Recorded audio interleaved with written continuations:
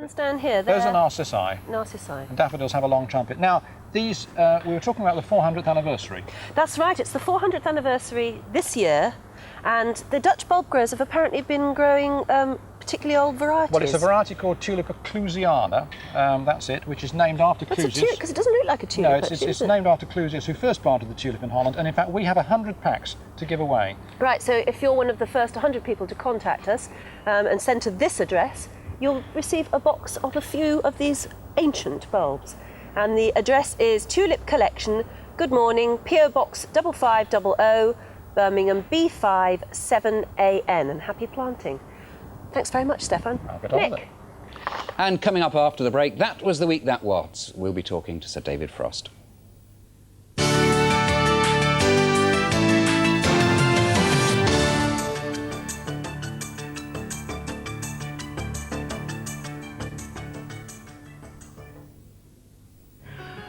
This is Pauline, I'm Pam.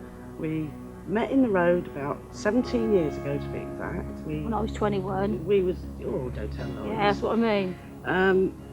And we just sort of been good friends ever since. It started up gradually, and we sort of really are good friends. And, you know, whatever happens to her, I help her and she helps me.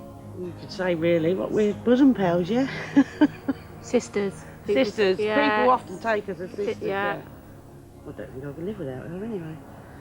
Would we? That is the Just have a truth. laugh, don't you, every day, don't you? I mean, if I'm down, she comes in and that's it, it's gone.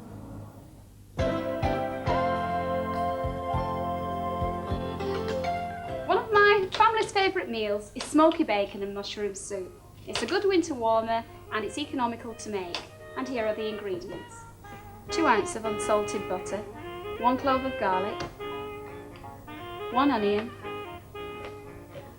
half a pound of smoked bacon, 2 potatoes, a pint of Jersey milk, and ours is straight from the cow, a pint of chicken stock, and a pound of mushrooms, and I like to use the close-cut variety because it doesn't make the finished soup black.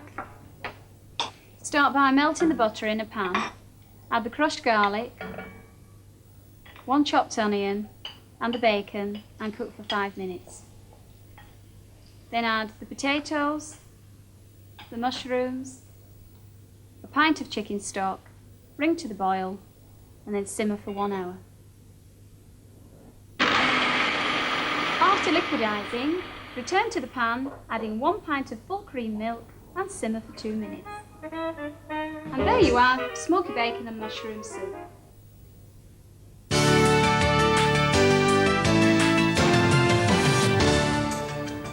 Hello again, and it is just approaching 10:30 on Friday, October the It is a Friday. 28th. I said it What a was. week it's been.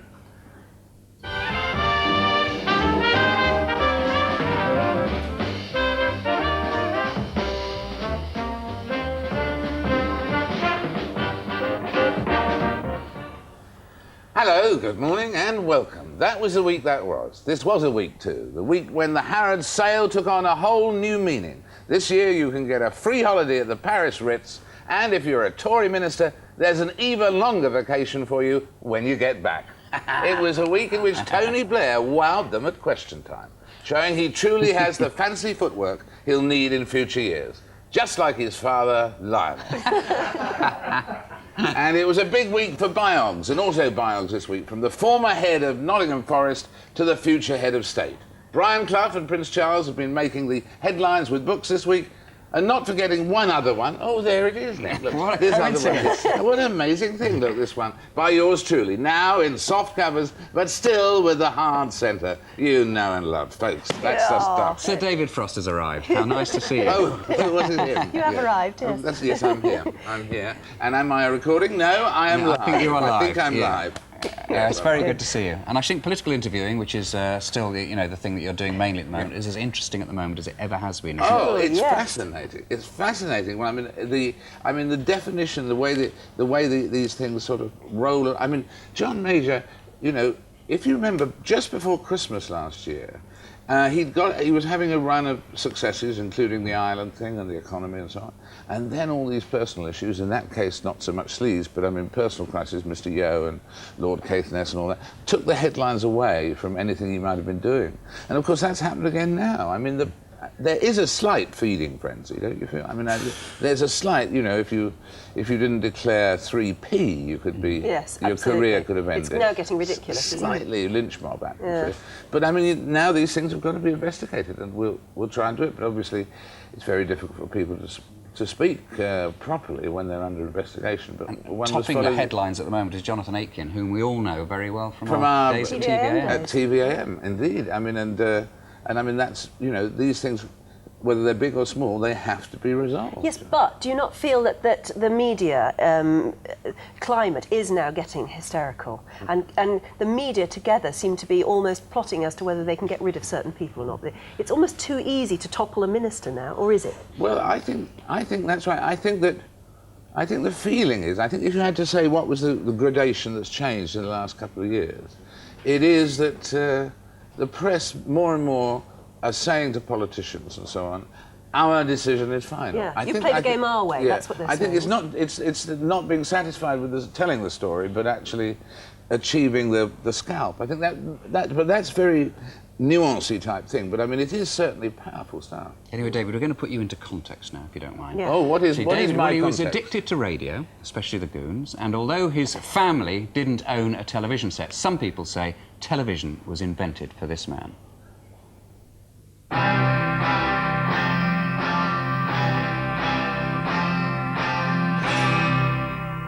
They seek him here, they seek him there.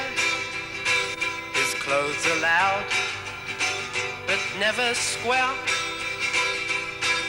It will make or break him, so he's got to buy the best, 'cause he's a dedicated follower of fashion.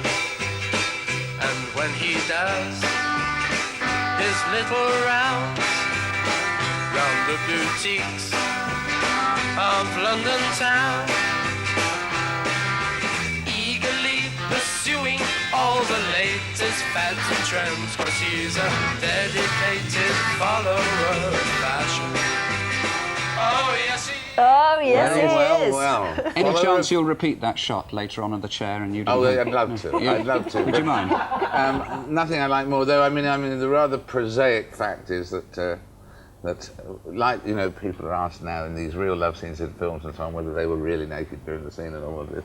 I mean, and so in a rather tame way, one has to say that one still had some Y fronts on in that Oh, shot. really? Yeah. Well, you send all those photos back then, can't you? Now? And in fact, I don't know whether you can see it in the book, but Oh, you've got a book can out, actually, yeah, you can actually, isn't that amazing? Look what I found. Just found this book. Do you know when I first ever interviewed you, you'd got a book out? I That had, was the and- book called I Could Have Kicked Myself. Absolutely, the world's worst decisions. That's Yeah. absolutely right. And I you was told on me you tour. were going And to start a new television station called TVAM. that's right. This was before TVM started. That's right. And it was done at breakfast, Yeah, wasn't that's it? right. But for Yeah. the feeling. And I fancied a job.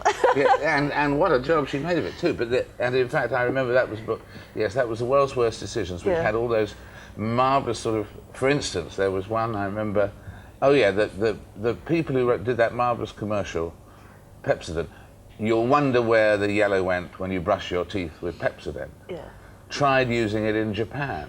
And of course, the sales went straight dans la toilette. Yes. You know, and the other one was there was General Motors had a very successful car in America called the Chevrolet Nova, and then they launched it in Mexico, and the sales again went boom like that.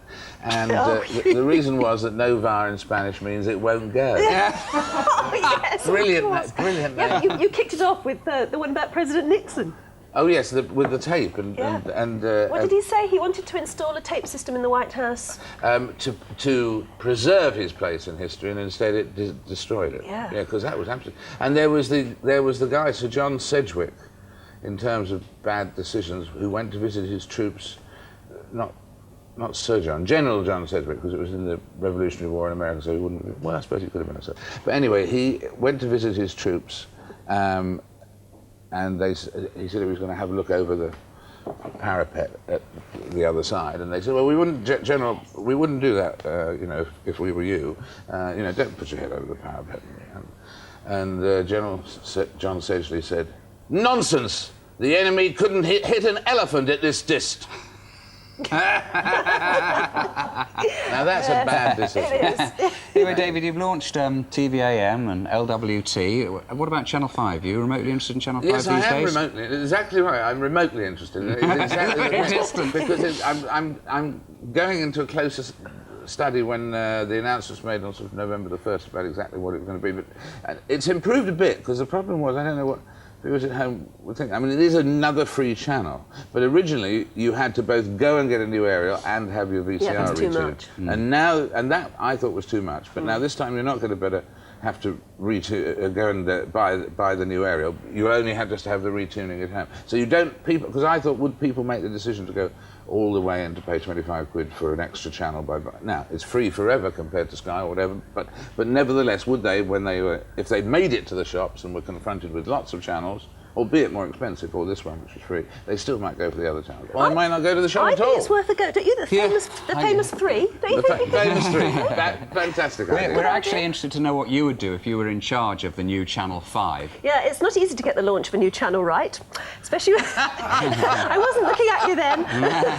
Especially when every viewer is a critic. Oh yes, think back to when Channel 4 was launched. Oh, Channel 4.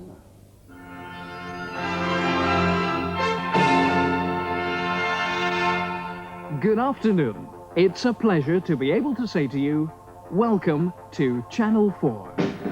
Channel 4, launched in the teeth of a recession which has withered advertising revenue and the resistance of two strong trade unions to its lean, low-cost philosophies, came to life at 4:45 this evening. First with an exotic series of pictures without commentary, a taste of its future programmes, then with its first programme, a television word game. It was a nervous climax to a nervous run-up for the new channel. Its funding system is new and meagre, and there's been trouble with unions accustomed to years of lucrative work with independent television, once described as a license to print money.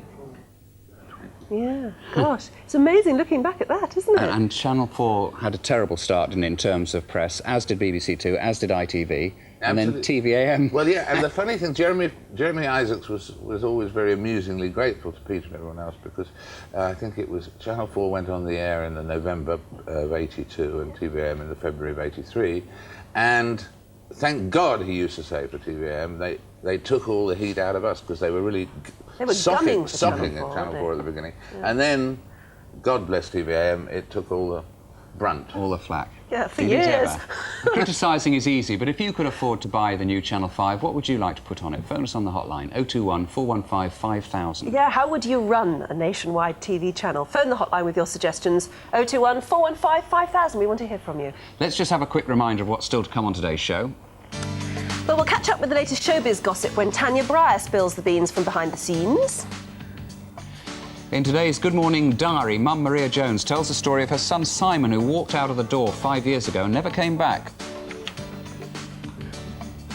We meet the parents of a young woman who had a stillborn baby while on holiday in America. That's not her you're looking at, though. And now stands accused of murdering her child. We're going to be talking to them a bit later on. And big bottoms are back in fashion. What a relief. So stick around, you might find that you're more fashionable than you first thought. And don't forget that in our phone-in today, we're talking about past lives.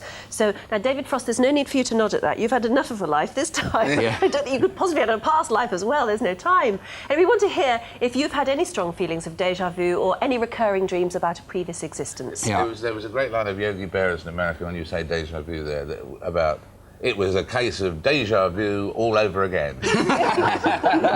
Exactly. Anyway, on that topic, our experts Susan Blackmore and Roy Stemman will be back at 11:30 to take your calls. The number again, 021 415 5000. And now let's tell you the story, a very sad story of a young man who is fighting for his life. While 4-year-old Ashley Fowle is playing at home with his grandparents today, his mum and dad have just 48 hours to save his life.